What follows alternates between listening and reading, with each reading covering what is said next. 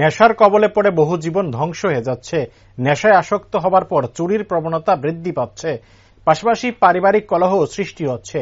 সমাজে এ ধরনের ঘটনা প্রতিনিয়তই ঘটছে। সমাজকে সুন্দর এবং সবলভাবে গড়ে তুলতে নেশা কারবারি এবং যারা এ ধরনের নেশার সঙ্গে যুক্ত হচ্ছে তাদের বিরুদ্ধে পদক্ষেপ গ্রহণ করার দাবিতে রবিবার স্বপ্না ফাউন্ডেশনের উদ্যোগে এক কর্মসূচির আয়োজন করা হয়।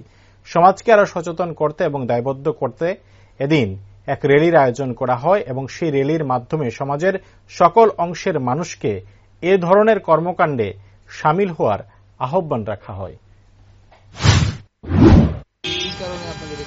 এটার উদ্দেশ্য হচ্ছে যেটা এখন দেখা যাইতেছে যে আমরা রাস্তাঘাটে অনেক ড্রাগ এডিক্ট পেশেন্ট আছে যারা বাড়ি ঘরে মারধর করতেছে বা বাড়ি ঘরে ড্রাগস নেওয়ার লেগে টাকা দেওয়ার লেগে অনেক তারা ফ্যামিলিতে প্রবলেম ক্রিয়েট করতেছে, মা বাবারে মারতেছে বা ঘরের জিনিসপত্র নিয়ে বিক্রি করে লাইতেছে।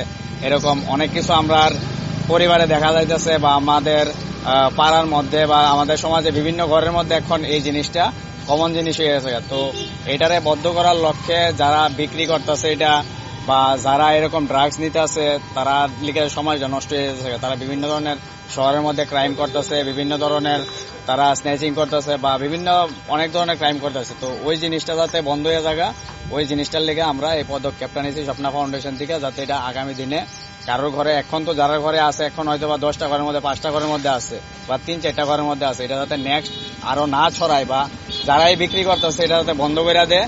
তো ওই জিনিসটার লেগে আমরা এই পদক্ষেপটা নিয়েছি, আমরা এই র্যালিটা দিয়ে সেটা আমরা যে সবাই মিলে যাতে আমরা একসাথে কাজ করতে পারি, এই ড্রাগসের বিরুদ্ধে যাতে এটা বন্ধ করতে পারি, ওইটার লেগে আমরা মেইন লক্ষ্য এটাই, যাতে এটা বন্ধ করে দেয়।